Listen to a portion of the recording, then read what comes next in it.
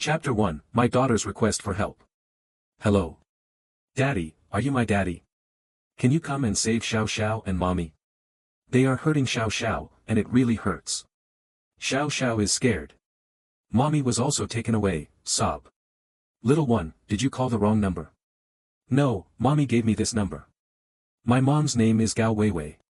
Are you my daddy, Xiao Tians? Daddy, please come and save us. I can't talk much longer, they're coming back. Daddy, come quickly. I didn't make this call. I'm scared. Bang. That was an hour ago. Xiao Tians, who was far away in the central battlefield of the world, received this brief and shocking phone call. He had just led his team to defeat the world's largest dark organization, the Black Sky Group. As he lit a cigarette, a little girl called him.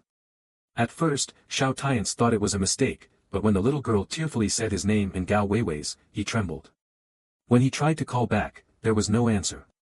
In the last moments of the call, he vaguely heard the sound of someone hurting the girl and smashing the phone. Rage exploded within Xiao Tians. Without hesitation, he sprinted down the mountain and jumped into a nearby off-road vehicle. His men quickly followed. Drive fast. Use the quickest route to get to Huaxiao. Trace the location of that phone number now, hurry. Xiao Tians barked orders at his men as he sat in the car, his eyes already red with emotion, tears streaming uncontrollably down his face.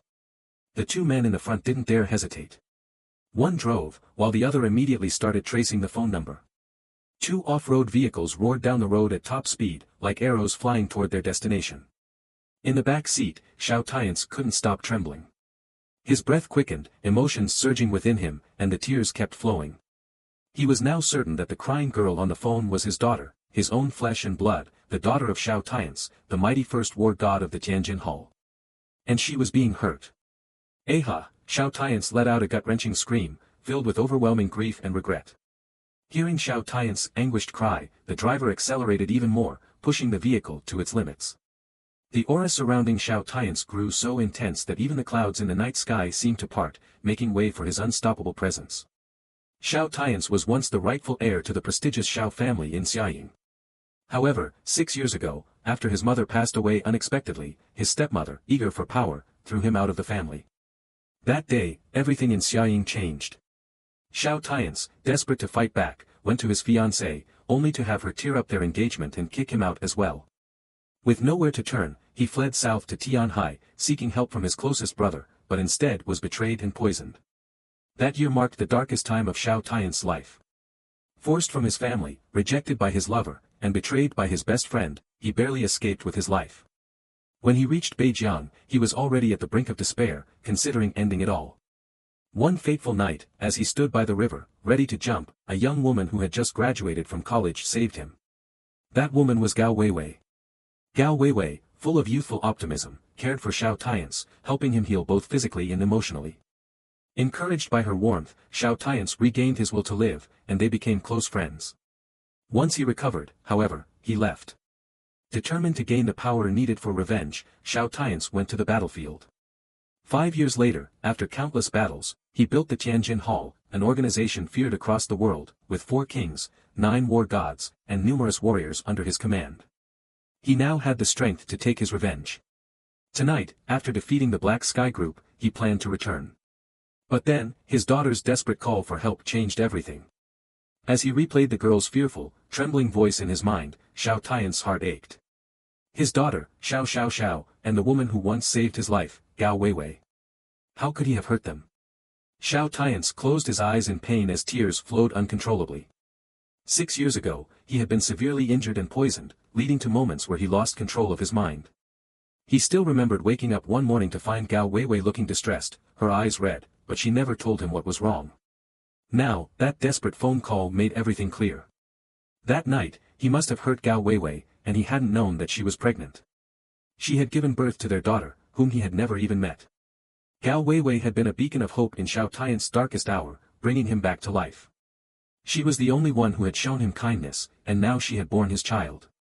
And yet, his daughter was in danger, and Gao Weiwei had been taken away. Are you my daddy, Xiao Tians? Daddy, please save Xiao Xiao and Mommy. Daddy, it hurts so much.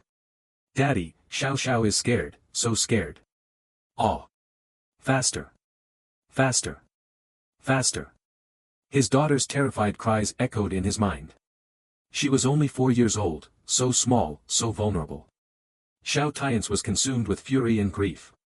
The killing intent in his heart could no longer be suppressed, his aura so powerful that the sky itself seemed to part. His daughter, the only child of the greatest war god of the Tianjin Hall, was being harmed, and he would stop at nothing to save her.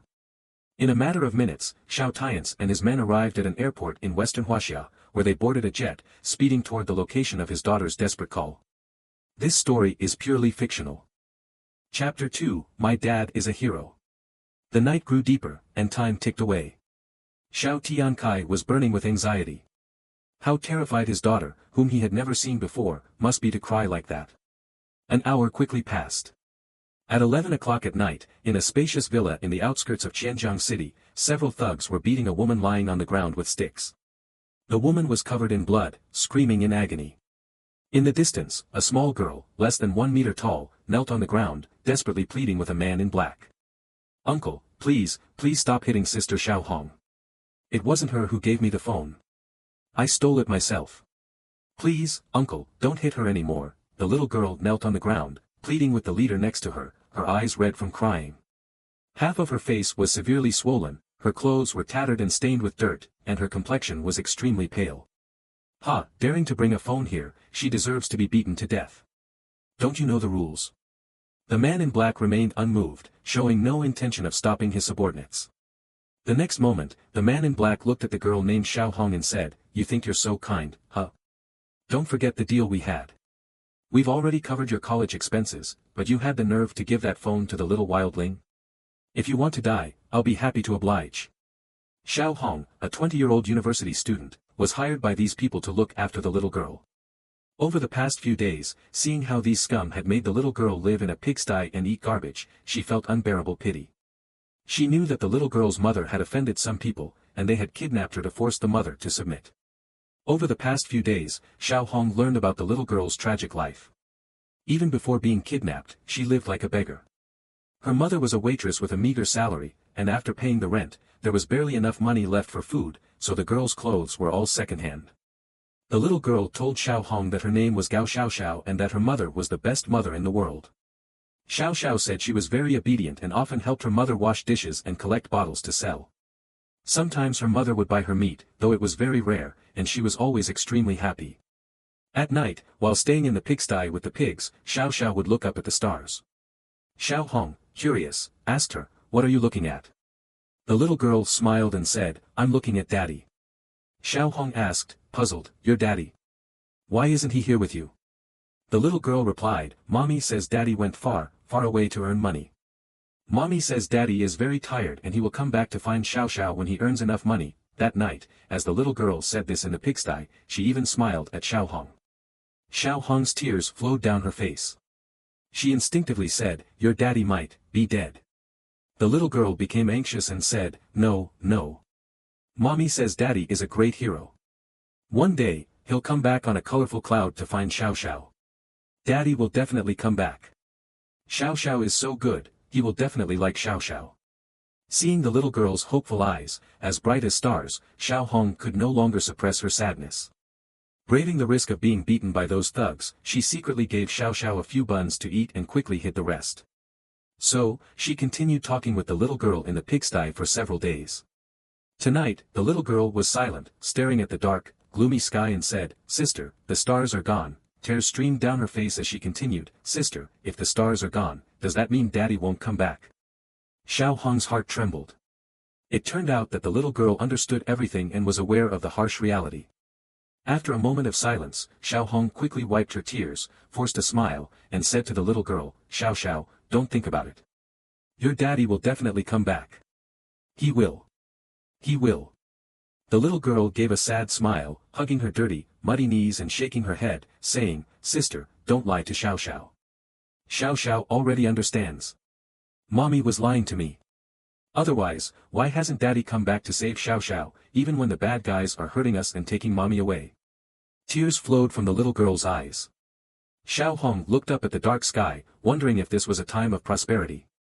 She took a deep breath, suppressing her inner pain, and smiled at the little girl. Xiao Xiao, I didn't lie to you. Your daddy is a great hero. He will come back to find you. You're so understanding. Your daddy must really like you. By the way, do you have your daddy's phone number? Would you like to call him? Xiao Hong said it casually, but unexpectedly, the little girl suddenly lifted her head, thought for a while, and nodded. Yes, I remember. Mommy once told Xiao Xiao that Daddy's phone was also bought by Mommy. But Mommy always said Daddy was tired and we shouldn't call him. But now that Mommy is being bullied by bad people, Sister Xiao Hong, please help me call Daddy. After much hesitation, the little girl finally gave a phone number. So, a little more than an hour ago, the little girl successfully called the faraway Xiao Tiankai. The little girl was very happy, but before she could say much, the thugs in the courtyard discovered her, smashed the phone, and began beating Xiao Hong. In the courtyard, Xiao Hong was being beaten to the point of near unconsciousness. The little girl continued to kneel and plead, Uncle, stop hitting her. It's all Xiao Xiao's fault. Xiao Xiao won't do it again. The black-clad leader, who walked up to Xiao Hong, turned his gaze to the pigsty and pointed at the foul food in the pig trough, saying, I can stop hitting her if you eat all that slop. Will you eat it? Don't think I don't know this. B***tch has.